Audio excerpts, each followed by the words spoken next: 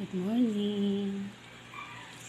Morning guys. Dito ako sa kusina. Magluluto ako kasi yung kasama ko di-off niya.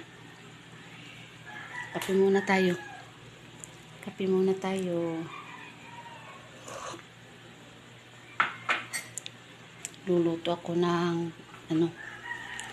sinabawang buto-buto ng baboy.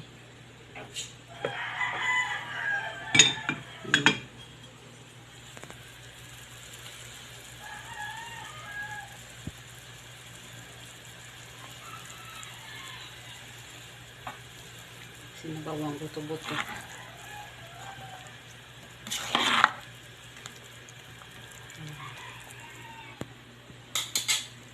Buto-buto ng baboy. Lagyan ko ng repolyo at saka sayote, sili.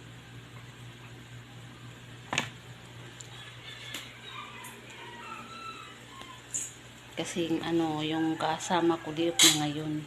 Kahapon pala siya umalis. Kahapon ng hapon siya umalis. Diop niya kasi mamimili siya ng mga gamit ng mga anak niya. Tapos ako naman mamaya akong hapon na alis din.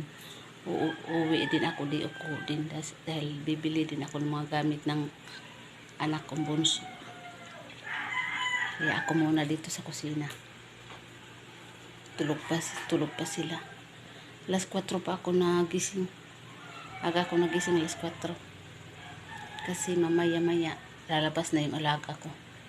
Ibigay na yun sa akin. Kaya nagsain na ako. Sain ako sa rice cooker.